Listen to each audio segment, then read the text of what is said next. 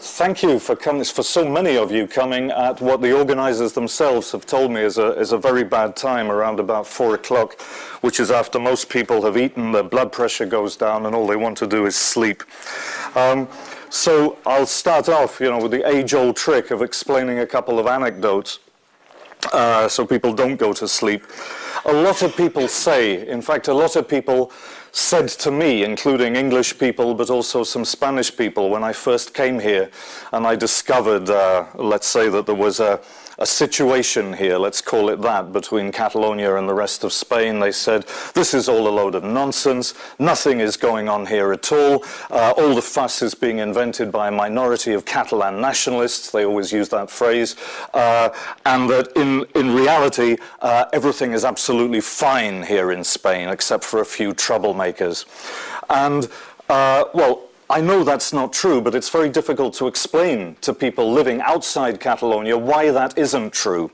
So to give you an idea of the kind of low-level conflict that there is going on at the moment between the Catalan area and the rest of Spain, I always think, for example, of an episode, and it's one episode of which I could quote dozens that have been told to me or which I myself have experienced. It's 2006, we're in Burgos in central Spain. A friend of mine who works for a film crew has gone into a bar, a kind of restaurant bar. They want something to eat. 3 of them sit at the table. My friend goes to the bar. He orders everything in Spanish. He sits down with his friends. They start to talk about the shoot. And as they're Catalans, they're talking in Catalan to each other. Before they get served, let's say, even their first snack, the owner of the bar comes out from behind the bar, goes up to them and says, "Si queréis hablar en catalán, mejor hacerlo en otro sitio." And all 4 of them are thrown out of the bar for speaking their own language to each other. Now, some people could say, okay, that's a one-off anecdote. This guy was obviously a kind of uncultured, rude person who understood very little. So let me give you a second anecdote, much more recent, 2009. This was told to me by Patricia Gabancho, who's an Argentinian journalist who also writes books in Catalan. There's quite a few of us, actually, as freaks, foreigners who write in Catalan. And 2 friends of hers went to the El Prado Museum in Madrid, one of the most famous art galleries in the world, public art galleries in the world, and they were commenting a painting in the Louvre, Catalan friends of hers. Obviously, they were commenting on this painting in Catalan. And another art lover walked past them, overheard the language they were speaking out, and in the middle of the Prado, shouted out, "Hijos de puta catalanes!" before going on to admire some more old masters. Third example, and perhaps the one that clarifies the situation most clearly, is when a well-known writer here, a Catalan language writer called Empar Moliner, a satirical writer, she went to Madrid for work. Her book was being published in the Spanish language. She went to Madrid airport, she got a taxi at Madrid airport, and as she was driving into the center of town, she got a call on her mobile. She picked up the call, it was from a friend in Barcelona, and she started talking in Catalan to her friend. Immediately, the taxi driver turned round and said, "Aquí estamos en España, aquí se habla solo español," aggressively, rudely, and so forth. And Empar Moliner looked at him for a moment and said, "Ah, I see what you mean. No, but I'm not speaking Catalan, I'm speaking Italian." And he just said, "Ah, no pasa nada, pues." So there are 3 little anecdotes which give an idea of the kind of tension that exists between Catalonia and the rest of Spain. Like I said, these are 3 anecdotes. They mean nothing in themselves, but believe you me, they belong to a much wider set of anecdotes which belong in turn to a much wider frame of general reference. Before, maybe I should just make 2 things clear before going on with the rest of the talk, to make it quite clear where I'm coming from. 2 things. I've lived here for 26 years. I don't have the right to vote. I don't support any given political party in Catalonia or anywhere else for that matter. But in 26 years of living in Barcelona all year round, I have never once, not for an hour, not for a second, ever had the feeling, the perception, the personal sensation that I have been living in Spain. Now, when I say Spain, I mean Spain as most people are taught to know it, as that cliché of Spain that exists in most people's heads, even if they've never been anywhere near Spain at all. I certainly have never had the sensation that I have been living in Spain in all these 26 years of living in Catalonia. The second thing, maybe I would like to clarify, is that I am not and never have been a nationalist. A nationalist in the English-speaking world and also in large areas of Europe is a highly negative word for usually, well, for several good reasons. You know, Second World War. It's a negative word, and which I identify myself personally with exaggerated and potentially violent exaltation of the country that you just happen to have been born in. So I've never really been a nationalist, and I don't support nationalist ideas in that sense, in the way I've just defined them. Having said which, I make only one concession to nationalist thinking, which is that, and I know I'm stating what British journalists like to call the bleeding obvious, countries exist. Countries do exist. I know because I was born in one. I was born in England, not in Britain, which is a kind of artificial thing, because Scotland, Northern Ireland, Wales have different realities. I was born in England. You were all born in a country, and I'm sure you know which one. Even people who move from one country to another know that they were born in that country and that they are going to live in that other country. Now, the only problem, the only time you get any kind of conflict over this perfectly common sense, shared sense of concepts, is when you get large numbers of people on a given territory saying that they live in a country which is not the country stated on their passport. Now, it's a situation that happens all over the world. But it is also the situation right now at the present time in Catalonia, and has been for quite a long time. Well, no, passports weren't invented till after the First World War. Certainly since the First World War. If they had been invented before the First World War, then too. Now, this conflict can take all over the world. It can take, it can be violent, it can be political, it can be cultural, it can be linguistic, and so on and so forth. In the last 300 years of Catalan history, it's been all of those things in different degrees, which we'll very quickly have a look at. Before we move on to that, I would just like to say that I have never always been accepting of Catalonia. When I first came to Catalonia, I didn't come to live. I came in the late 70s, 1978, 79. I came for a short stay. I don't think I stayed for longer than about 6 months. And when I came here, I not only had no interest in Catalonia, I didn't know it existed. I didn't know there was such a thing as a Catalan language. I didn't know anything at all about it. And when my friends in the village where I was staying told me about, you know, the Catalan language and so on and so forth, immediately I rejected it. I wanted nothing to do with it. I assumed it was some kind of small minority, unimportant thing of interest only to a few eccentric professors in a couple of universities and maybe a few people living in remote rural areas of Catalonia. For me, a Londoner, coming from such an international city, in commas, because London isn't really that international, but coming here, I felt that I had no interest and no need to have any interest in anything to do with Catalonia whatsoever. And if I change my mind, it's because I simply came in direct contact with the reality. I found that Catalan not only actually was a language, not a dialect, not a hybrid between French and Spanish, as some people say it is. It was a proper language. I heard that it was used in a completely normal way by really very large amounts of people.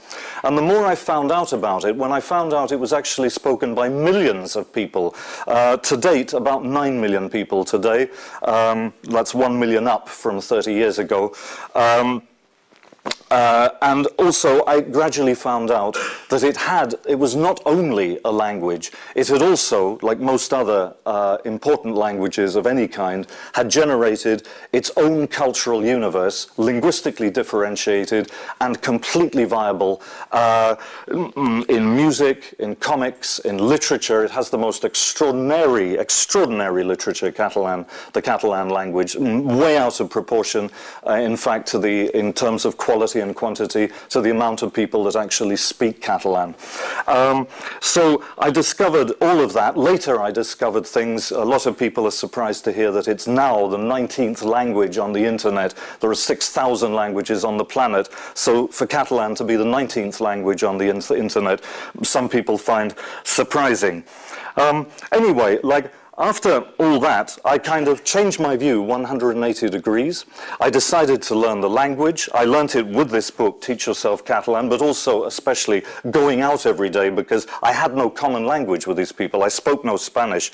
Therefore, the only way I could get a beer would be to order it in Catalan directly. So after 6 months, I learnt the language and learned to speak the language. I then spent 4 years back in London reading books in Catalan with a dictionary, and then I widened my vocabulary and so on and so forth. But there was one other thing I liked very much about what I found after 6 months of living in the late 70s in Catalonia, which was my last objection to the whole Catalan thing, that it was nationalistic in the sense I've just described, closed, xenophobic, looking in on itself, was a completely false cliché. And that, in fact, I found that it was often the more Catalanist people I met who were simultaneously the most internationalist. They were the ones who travelled all around Europe. They were the ones who travelled to Africa and South America and Asia. They were the ones that were open to people coming into Catalan culture from other areas. In fact, their whole attitude was considerably less closed than what I was used to hearing in England, because, and this is for historical reasons, it's not because Catalans are better people than anybody else, there is barely any, there's in fact hardly any, ethnic tradition in Catalanism or in Catalan nationalism. In fact, absolutely none.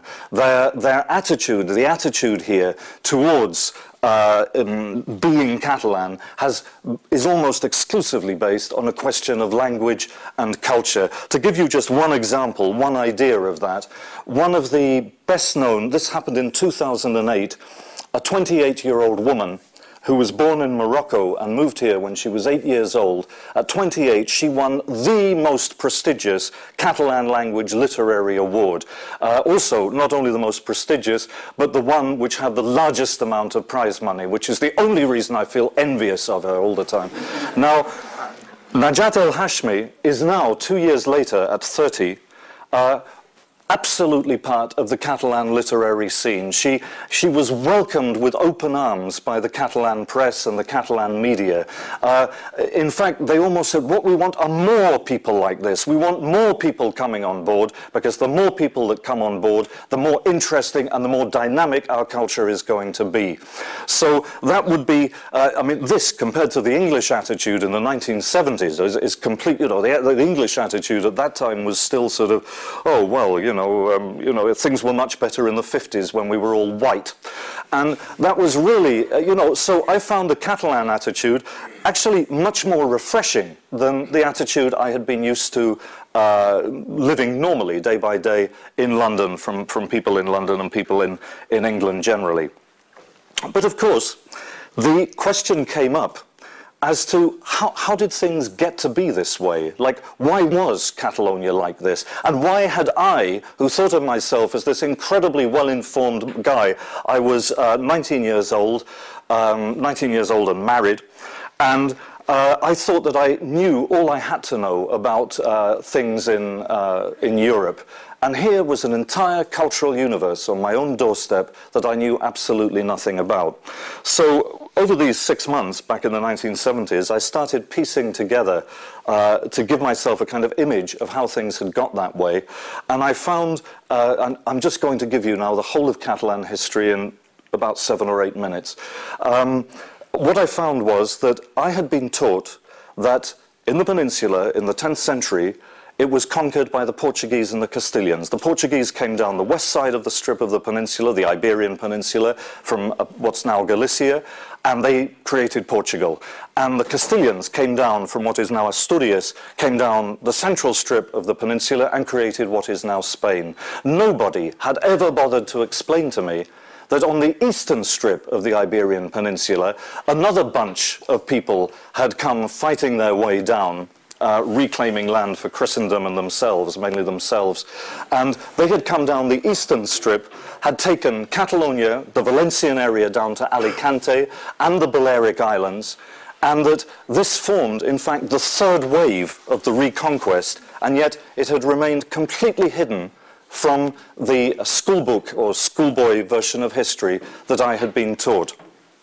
Okay, then I realized that I'd never been told about any of this, because I was taught what anybody who is taught any history of Spain is taught, which is that Spanish history only really begins, and I always forget that exact date, always begins in 1469, which is when Isabel the Catholic marries Ferdinand of Aragon. Now, what I didn't know, because nobody told me, was that Spain was not unified in the least when these two people got married. It was a dynastic marriage. Ferdinand of Aragon was the Count of Barcelona. He was actually more important as the Count of Barcelona than he was as the King of Aragon. And that the two areas which were under their control maintained their own language, their own currency, their own laws, their own customs, their own cuisine, and they even maintained tariff customs duties between the borders between the two areas. So that this myth of the 500 years of Spain being one country was exactly that, a historical myth propagated by centralist and unionist Spanish politicians. What happened after that? Moving towards the 18th century, it's like a weatherman, moving towards the 18th century, all over Europe there was a process of nation-state building, and the Castilians, being the most powerful single group in the Iberian Peninsula at that time, were no strangers to this concept, and they too began what was for them a perfectly normal process of nation-state building. And they had only one problem, of course, which were the people who did not want to be involved. The Portuguese, on the one hand, they got away after a war, and the Catalans on the other. The Castilians supported, this all came to a head, a nasty head, at the very beginning of the 18th century, when the Castilians opted for a centralist king. The Catalans opted for a more, what we would now call a king who believed in some kind of federalism. The Bourbons on the one hand, the Habsburgs on the other. There was a war that lasted several years. It ended with the siege of Barcelona. The siege lasted 2 years. The allies of the Catalans, including the English, abandoned them completely to their fate.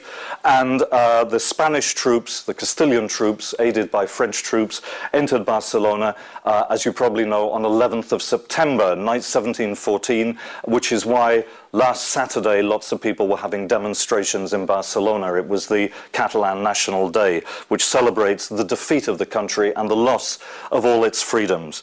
Now, from the 18th century through to the 19th century, we have a completely different situation now in Spain. Catalonia has been brought into the Spanish state by force. It's worth remembering it has never voluntarily joined the Spanish state. And the Spaniards, the Castilians, let's be precise, found them more and more and more irritating, because the Catalans insisted on retaining their own language, insisted on retaining their own laws, despite all the decrees against it. So over the 19th century, over the whole of that 100-year period, the Castilians launched law after law after law, decree after decree after decree, to try and oblige the Catalans to be Spaniards. To give you just a couple of brief examples of what this actually meant, if I can only find page 4, there we go.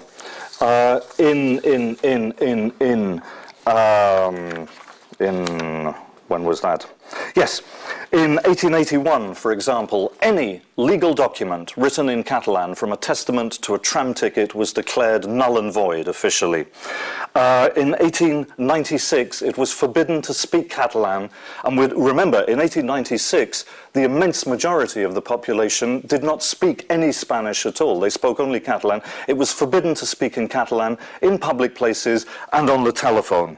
In 1923, all the streets and signs had to be in Castilian, that is Spanish only, and teachers caught using Catalan to their monolingual Catalan-speaking pupils.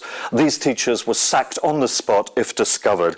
A year later, the architect Antoni Gaudí, international figure, he was arrested for speaking in Catalan to a policeman. They took him to the holding tank in a police tank. They threatened him. They threatened to beat him up, and it was only because he was a venerable old gentleman, this is what they told him, that, you know, they didn't stick it to him.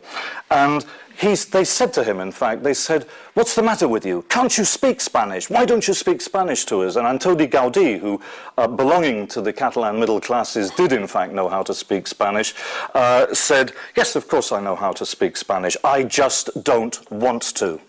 So there we have an idea of this conflict which exists today, but which has a strong historical background. Perhaps one of the most telling quotes comes from 1907 from a Spanish military newspaper, which goes, "Catalonia must be Castilianized. People there must talk Spanish, think in Spanish, and behave like Spaniards, whether they wish to or not." Now, in a nutshell, that is still the attitude of some very powerful people working in the Spanish centralized media and Spanish centralized government on both left and right, which is why we still have a problem today. There were some good moments. There was a moment of democracy, a brief window, 5-6 years, opened in the early 1930s, when the Catalans got in there and reinstalled the Generalitat, the Catalan government that had been taken away from them by force in 1714. It lasted 6 years because then a fascist dictator launched a civil war in Spain, came into Catalonia, and then things really got bad. Under Franco, and Franco was here for 40 years, almost 40 years, 38, the situation for Catalans was extraordinary, absolutely surreal almost, as regards the use of their language. Under Franco, you could be arrested, you could be beaten up, you could be imprisoned just for chatting to people on your own street in Barcelona or any other Catalan town or village. There are documented cases of people being thrown off moving streetcars for speaking or for chatting in Catalan on them. And perhaps the case that for me made it so clear as to what it meant to be a Catalan speaker under a fascist dictatorship was explained to me by a man I was buying a table from a few years ago. He was, in 1966, he was 8 years old. He lived in a village at that time, not in Barcelona. He was told by his parents to take a little document to the town council, just a little errand that he had to run for his parents. As he left his parents' house, he was thinking in Catalan. He walked into the municipal offices, and without thinking, he just walked in and said, "Bon dia," good morning, instead of the mandatory "Buenos dias." The functionary stepped out from behind his desk and slapped this 8-year-old boy so hard he fell straight on his ass. And this is in the middle of the swinging 60s in Europe. So I tried to imagine what it would have been like for me to be 8 years old, if I almost was 8 years old in 1966, and go in to the local borough council and say good morning and get slapped around the head for it. And only when you imagine that, if you can get that into your heads, then you can understand what Catalans put up with for 40 years in the 20th century and why there is still a big conflict here between Catalonia and the rest of Spain. Well, when Franco died, and he took his time, he died in the 1975, he popped his clogs, and after that, the Spanish government knew it had to show democratic credentials to the rest of the world, and it knew that showing these democratic credentials meant restoring and reinstituting some of the institutions, democratic institutions, that had existed in that brief democratic window before the Franco dictatorship in the early 1930s. Now, one of the most important of these was the Catalan government and the Catalan Statute of Autonomy.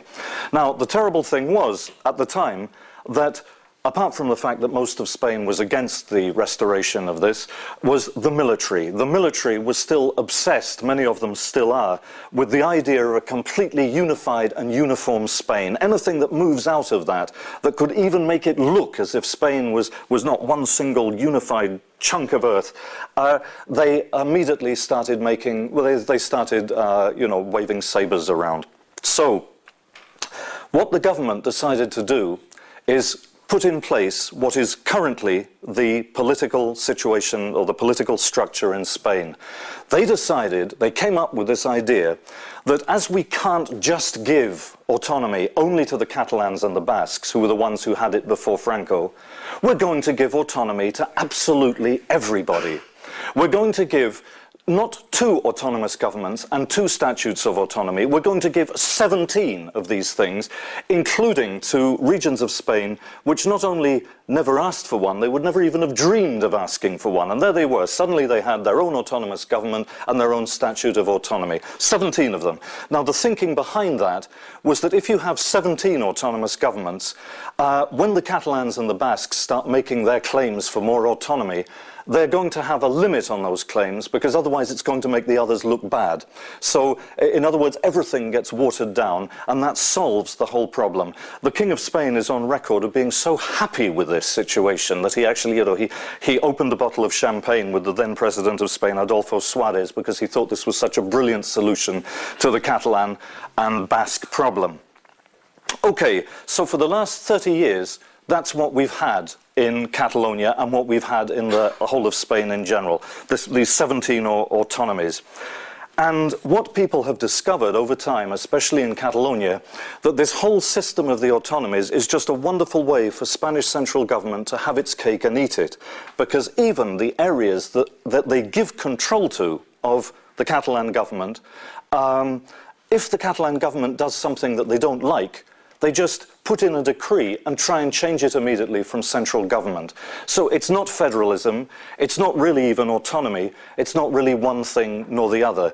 And this process of haggling constantly with central government, lots of lawyers have got rich as Croesus out of this, by the way, as well, has been going on for 30 years. It's been highly unsatisfactory. It hasn't made Catalonia fit better into Spain, and it's been like a constant source of aggravation and political conflict.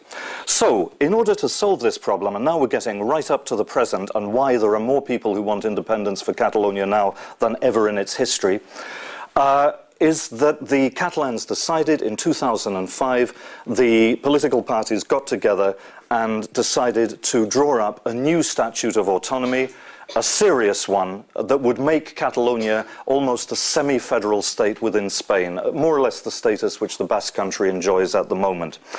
Now, they drew that up. It was approved in the Catalan Parliament 2006 by over 90% majority of the people, of the deputies, and it was then sent to the Spanish Parliament. And even in the Spanish Parliament, after a couple of tweaks, it was also approved and became law. And everyone thought, thank Christ for that. The Catalans finally can fit into Spain happily, and we all know where we are, and we'll accept that Spain is a multilingual, multicultural, multinational reality. And then the right-wing Partido Popular took the law and said, no, no, no, no, no, and they sent it to something called the Constitutional Court, saying it was unconstitutional. The Constitutional Court is made up of about, I think it's 12 judges who are not precisely known for their political impartiality. They are highly politicized judges.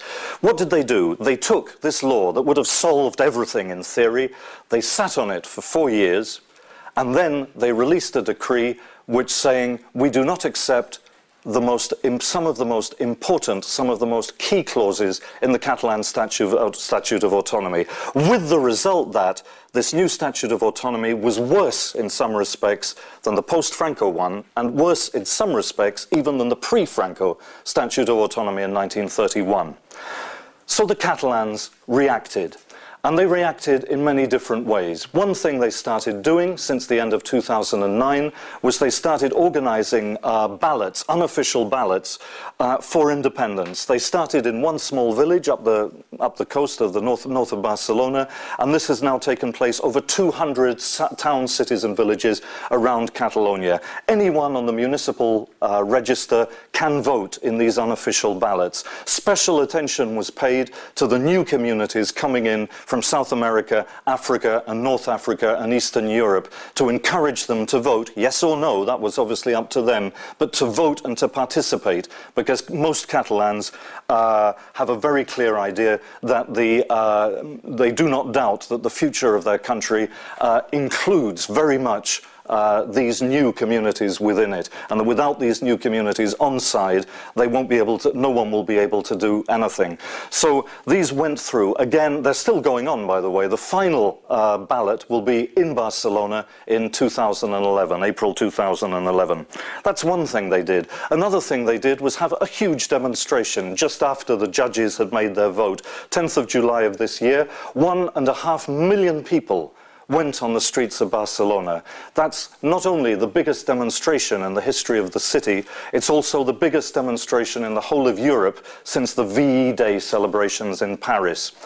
As far as I know, no one took a blind bit of notice of that. 50 cities and villages around Catalonia even went a stage further and declared they were no longer morally bound by the Spanish Constitution, and that in the future they would act outside of the Spanish Constitution if they felt it necessary.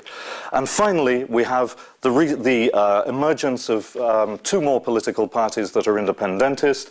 And to give you a small quote from the Vanguardia, which is a Catalan newspaper which is conservative and unionist.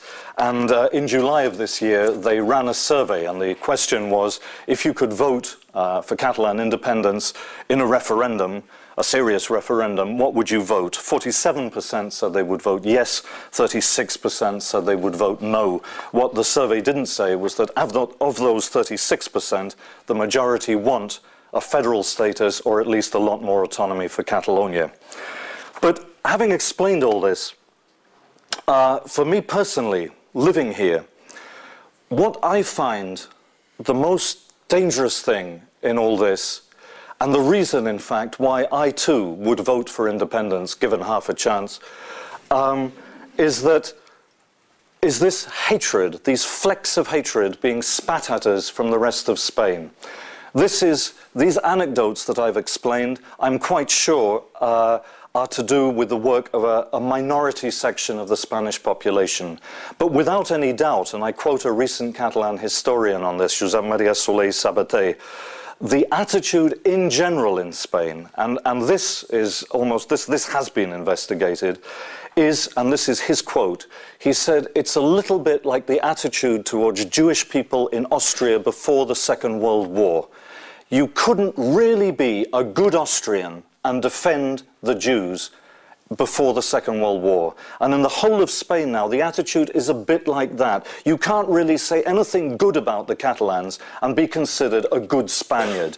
This is the kind of attitude that has been generated over decades and decades and decades, as we have seen, of political and media manipulation. Now that is an extremely dangerous situation to be in. If Catalonia is left alone, defenseless, so to speak, that could turn into a much nastier situation. I've mentioned 3 anecdotes which really only involve a few people being sent out of a bar for being Catalans and other people being insulted or told not to speak Catalan and so on and so forth.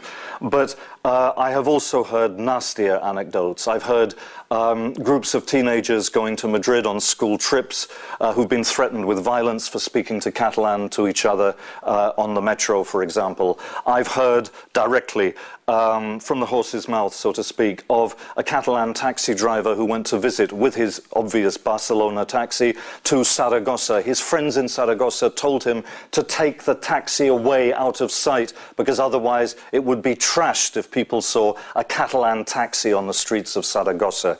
And this is the kind of ambience now which is existing, so that many Catalans, even myself, I speak Catalan to my kids on the street. At home I speak to them in this language.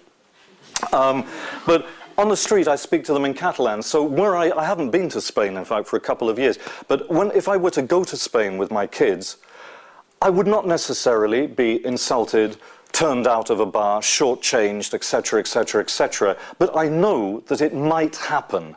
They might hear us speaking in Catalan and tell us, and something unpleasant might happen. I know it's a possibility.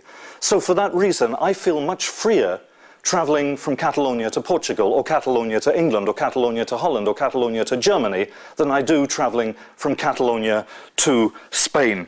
In fact, my personal perception is that when I move from Catalonia to Spain, Spain really is another country. I have exactly the same sensation. I'm not talking about political ideas. It's a personal sensation again. It's like when I move from Spain to Portugal, or when I move from England to Scotland. You are in another country when you go from Catalonia to Spain. So, if Spain is another country, I reason, why shouldn't Catalonia be allowed to be one too? Is that 40 minutes? Okay, good, that's it. That's about it. That's fine. If there are any questions, please go ahead. I have a few questions, I guess. When you first came here, you said that you immediately learned Catalan. Why didn't you learn Spanish first, or why did you immediately switch to Catalan? Because most of my friends spoke Catalan. What was the question? Sorry, the question was, when I came here for the first time, why did I learn Catalan first and not Spanish? Most of my friends spoke in Catalan, and I had an example there of another foreigner who had only learned Spanish.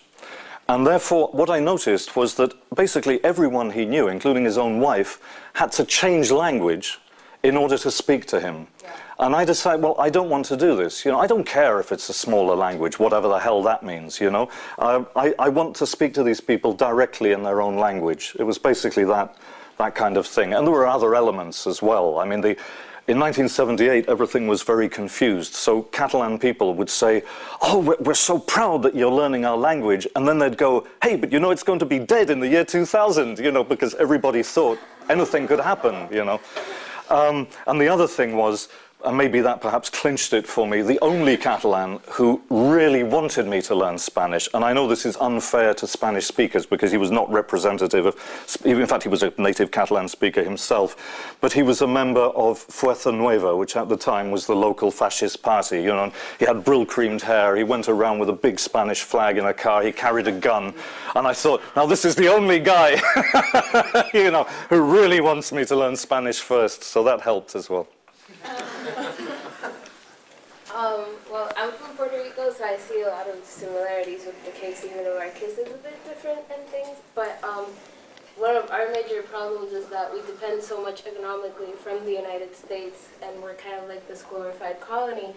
Then what would be like your personal opinion regarding, like, could like Barcelona sustain itself without that help from Spain? Like, realistically speaking, is it like so well off that it's its own thing that it can totally sustain itself without that help already? It's funny you should, because Puerto Rico, the linguistic situation in Puerto Rico is quoted again and again and again by Catalan writers and journalists. It's a totally different culture. Like when you're there, I don't consider myself American, even if I have an American passport. So it's like, you know, the whole, hardly nobody speaks English unless if you work in the tourist company or you want to study in the States or something like that. So it's like... Okay, or you come from London. Okay, no, in fact, here it's almost the other way round. I don't want to get into the economic stuff, but Catalonia is the highest tax region in the whole of Europe at the moment. I've seen the figures. I mean, the next one is Bavaria. By being highest taxed, I mean that 10%, little less than 10%, of the GNP goes out and hardly anything comes back. That's year after year after year. In Bavaria, for example, which is the richest autonomous and federal state in Germany and in much of Europe, it's 4%. So the problem would be, could Spain get by without Catalonia? That would be the question, which is, is one of the problems for them becoming independent. You had said something about how the relationship between Spain and Catalonia is kind of like is it, I guess, England and Scotland? Is that analogous? Like, would you compare it to that? Well, only Can you talk about that? because it's still, you know, like when English people come over here and stuff, and they go, you know, what's all this Catalan business then? And I say, look, Catalonia is like Scotland on the sea, on the Mediterranean. And then, okay, that helps to get over the, you know, because in Britain, as you know, and this has been going on for about 10, 15 years, people talk about the British countries, you know, Scotland, etc. So that immediately kind of breaks the mold, if you like, for English-speaking people. But from then on, all the differences, there's loads of differences. I mean, in Scotland, they have another language, but it's spoken by about not more than 10,000 people, etc., etc., etc. You know, it's a different situation. But yeah, that would be it's a parallel that you can use to explain the situation to, at least to British people, yeah. You made it sound like if there was a legitimate vote for Catalan independence, you would not be allowed to vote, but you also said that the small communities from Latin America and Africa can vote in the mock ballots. So And I can vote in the mock ballots. No, if it's a serious ballot, this is the irony, I have to have a Spanish passport in order to be able to vote in the referendum for Catalan independence. But no, and I will, when, as a Catalan citizen, I'm registered in, as a Barcelona citizen, I'm registered, I'm on the Barcelona municipal register and stuff. So when April the 11th, 2011 rolls around, I'll vote, you know, I can vote and I will vote. Basically, it's the only time I can vote, you know, it's like, but this is for these kind of mock ballots or unofficial ballots, which have they have a symbolic and they carry some political weight as well. Yeah. I hope I don't offend anybody, and pardon my ignorance, but when I first came to Barcelona, I've traveled in other parts of Spain, and I didn't necessarily notice like a drastic change between the rest of Spain and Barcelona. How can we attest to that? Do you have an explanation? I mean, if it's not such an obvious change, I mean, I guess my question is, why isn't there? If it's such a different culture, why isn't it so obvious upon first visit? Perhaps because at the time you weren't speaking Catalan or Spanish. I don't know. But the first thing I notice, for example, when I get back here, is that I'm suddenly able to use Catalan again. Just as when you move to any other country, you can use that country's language, whereas before you can't. So the first thing I notice is that I'm here, I can suddenly go, bon dia, voldria un café amb llet, sisplau. Besides the language differences, yeah, I mean, everything. I would have said the geography, the type of architecture, the buildings. When you get to live here for a long time, you notice also the social structure is different, and that's reflected in the layout of the towns and villages, because Catalonia never really had a feudal system. So, you know, it has a completely different social structure. And, for me, it's just obvious. But no, hey, on the first time I went there, like I said, I didn't know, you know, where I was. I didn't know what it was. I probably wouldn't have noticed anything myself the first time around. But then if you didn't have the frontier posts, would you really notice traveling from Spain to Portugal? You know? I mean, just on the first time, you know, if there were absolutely no border marks at all, kind of thing. There was one, sorry. Are you concerned that, like, any of these votes or various demonstrations will be nothing more than symbolic representations of desires for freedom rather than actually instituting change? Because I know a lot of marginalized groups have this fear that they're going to continually ask for things and demonstrate and never get anything in return. Hence the reason why ETA resorts to terrorist attacks. So are you afraid that, like, you know, Catalonia will just continue to ask for things and never really be taken seriously? Well, for example, to deal with the terrorist thing first, there was a kind of Catalan ETA for a while, for about 15 years it lasted, mainly throughout, it was most active in the 1980s. It was, even then the violence was symbolic, you know, it was to do with kind of blowing up statues or blowing up Spanish government offices and stuff when there was nobody in them.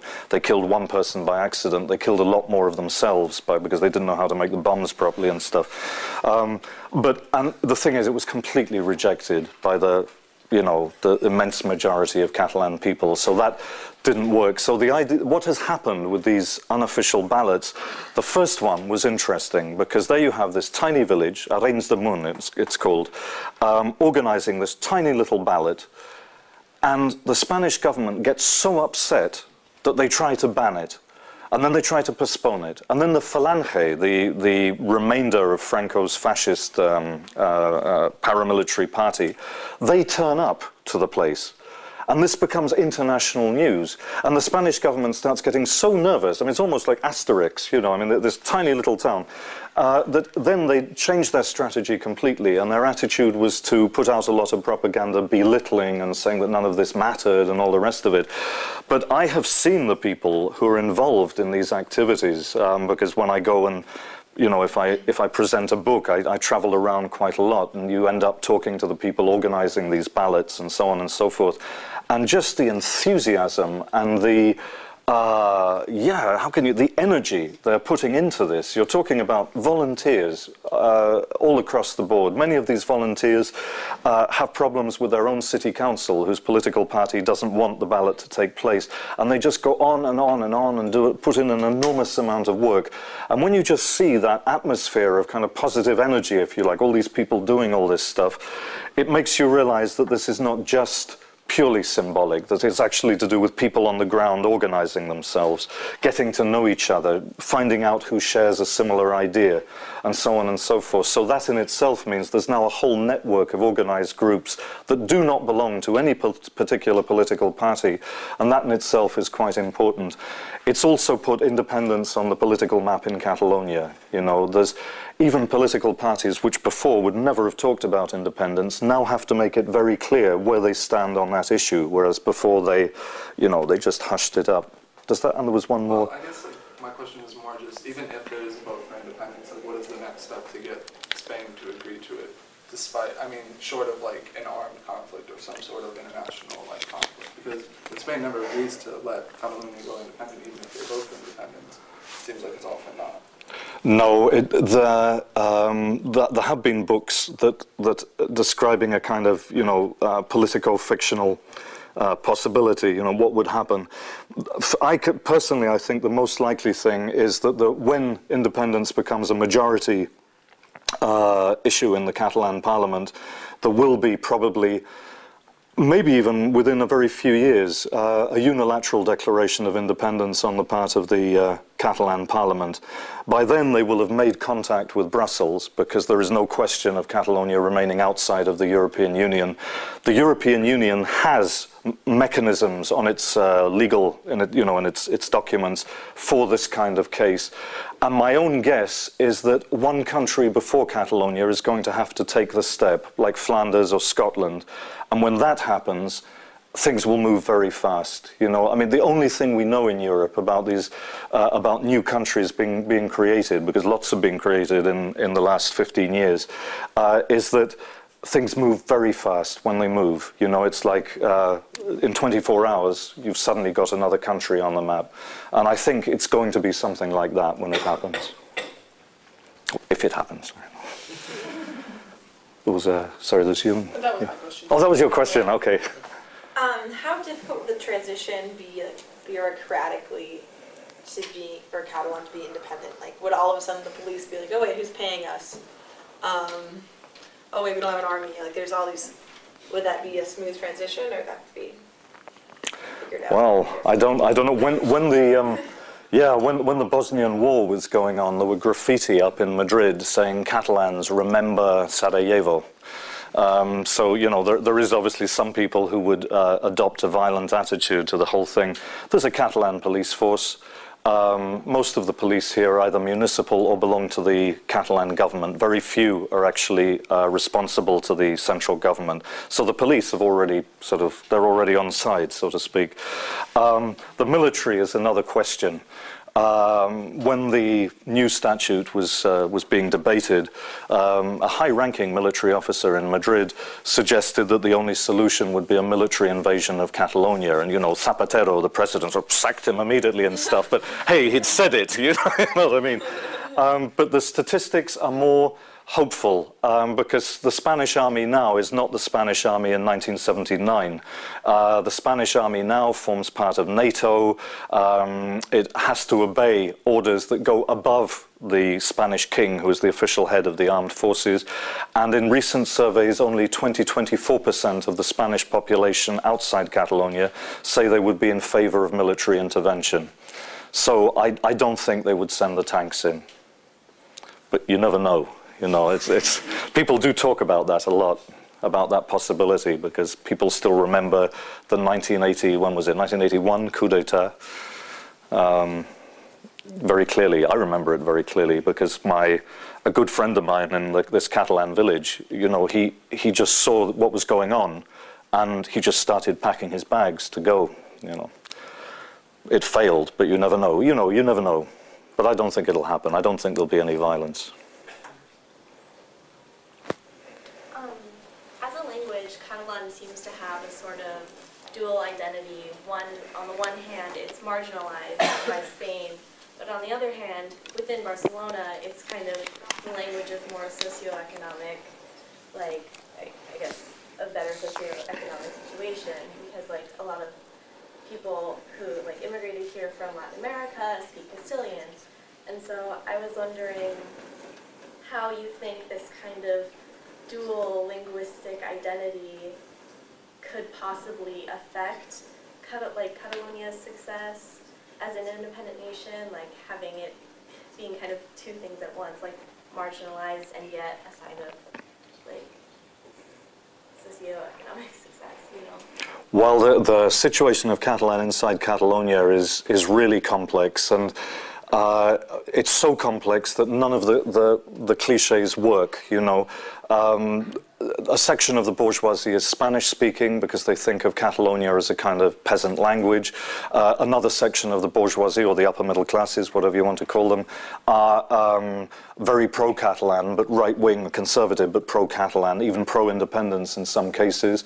But there are many working-class Catalan speakers, and the Catalan Spanish speakers, as are the Catalans who are monolingual Spanish speakers, all understand the language perfectly. So I've tried everything. I've tried being bilingual, which is a disaster because I learnt my Spanish 6 years after my Catalan, and my Catalan is internalized because I learnt it in 6 months, sort of every day going out and speaking in Catalan. It was very difficult, but it made the language mine in the sense that English is mine. But Spanish I have to translate all the time. So for convenience, I have now for years and years and years, I use Catalan everywhere. You know, not the Spanish police, but everywhere else I use Catalan. And I've never had any problems, you know, ever. I mean, you know, Spanish-speaking, monolingual Spanish-speaking Catalans don't have any problems with being spoken to in Catalan at all. Some of them have like a kind of linguistic block. They find it difficult to learn another language or to speak another language, so they don't use Catalan. But basically everything is in place.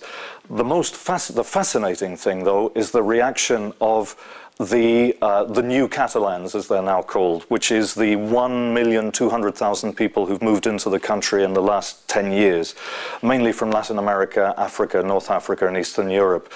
And that is absolutely fascinating because tens of thousands of them either have learnt Catalan, are learning Catalan, or want to learn Catalan. And the attitude of almost all of them, without exception, is that they want their children to learn Catalan, even if they can't be bothered. So, because they see it as something important, they see it as important not only in economic terms of getting ahead and all this kind of stuff, but important of just not being foreign in Catalonia. And in my own circle of friends, for example, just off the top of my head, and I'm going to miss a few, but there's a Tanzanian woman, 3 Dutch people, a German guy, several Moroccan people, a Peruvian. Well, I know quite a lot. We all speak Catalan. Even when we don't have a native Catalan on the horizon, we speak to Catalan between ourselves, you know. It's our lingua franca, and that is a perfectly normal situation. You know, there are other situations, but it's very normal. So all that is kind of interesting, and my guess is that if it became an independent country, people would just say, oh, well, now it's serious, you know, so the ones that didn't want to learn Catalan would then go ahead and do it. But it's an international language within its borders, you know, you've got people from all over speaking it. Were Catalonia to gain independence, what nations do you think would form a natural alliance and, you know, maybe a special relationship with the new state, kind of like France and Germany? Germany, certainly. France would be against it. France, there's, how many are there now? I think it's something like 55,000 Catalan speakers in France as well, you know, because there's a French Catalonia. It's a small bit of territory which has Perpignan as its capital. And the French are, I've talked to a Catalan-speaking French person. Well, he doesn't think of himself as French, but he's on the French side of the border, and he says their attitude is just, you know, totally centralist. The Germans, on the other hand, would be favorable. The Dutch would be favorable. All the small countries, the Baltic countries, the Scandinavian countries, the stateless but influential countries in Britain like Wales and Scotland, and Ireland already is favourable to ideas of Catalan independence. Quebec on the international scene, there are lots of contacts going on all the time, cultural, political and so on, between Quebec and Catalonia. You know, so Quebec would raise its voice as well. You know, thinking off the top of my head, those are the places that come to mind.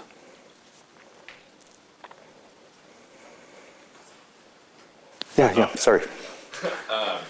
Talking about the figures, I think it was from July of this year, saying that 47% versus 36.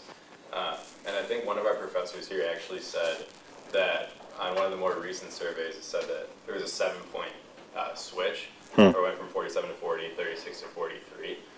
And I was just wondering, are those fluctuations normal, or is it something to the point where you could say, like, I don't know what else has really been happening over the past couple months other than Spain winning the World Cup. You see? Can that explain the difference? I mean, do Catalan citizens kind of think, all right, well, maybe we do have something here, maybe this is a point of unification? Because of the World Cup? Yeah. No. Do you guys even celebrate it here, like you won, or is it like, all right, Spain won? No, okay, to answer the question backward, the World Cup, okay, like lots of Catalan people follow football. They have one of the best football teams in the world, Barça, Football Club Barcelona. And a lot of their players were in the World Cup team. A lot of Barça players were in the World Cup team. So I don't follow football very much, but a friend of mine who does very much said it was an English friend said it was fascinating listening to Catalonia Radio, which is the Catalan public majority radio station, because, you know, they knew that a lot of their listeners were not very pro-Spanish, but they weren't anti the Spanish team winning. So what they did on their broadcasts was sort of emphasize that most of the goals were scored by Barça players. You know, it's like a whole thing like that. But the nasty thing was that when they actually won the World Cup, and this is something, there were incidents all over Catalonia, particularly in Barcelona and Mataró, where we're talking about a very small minority, but you're talking about those people within Catalonia, normally young people who support Real Madrid, who politically are very pro-unionist, very pro-Spanish and very anti-Catalan, and usually with an extreme right-wing attitude. They did things like they wrapped themselves up in Spanish flags and gave fascist salutes outside Catalonia Radio. They walked around the streets of Mataró, this town up the coast where my friend lives, giving fascist salute and screaming putos catalanes. So, you know, this was the reaction of the hardcore Spanish squad fans in Catalonia was, instead of sort of saying, hey, we're all one, it was like, you know, fuck you, Catalans, you know, it's, we Spaniards have been better than you know, this kind of, you know, the fact that it was Catalans scoring the goals didn't make any difference to them at all. You know, it was Spain had won, and that was all that mattered to them. And that created a lot of Catalans who were quite happy that Spain had won the World Cup, kind of had second thoughts, you know, when these incidents started taking place. So are those, I guess, getting back to the actual numbers, does that just happen? No, it's politics. Because the Vanguardia, which, as I made a point of quoting a Vanguardia statistic in July, because it's, like I said, it's a conservative and unionist, that is, anti-independence newspaper, and they quoted this majority figure in July, and then mysteriously they suddenly decide they've, you know, another figure, and, you know, how do they get their figures, all the rest of it kind of stuff. It really depends on which newspaper you read or which TV station you look at. You'll get different things. What is true is that the amount of people wanting independence has never been as great as it has up till now. Yeah.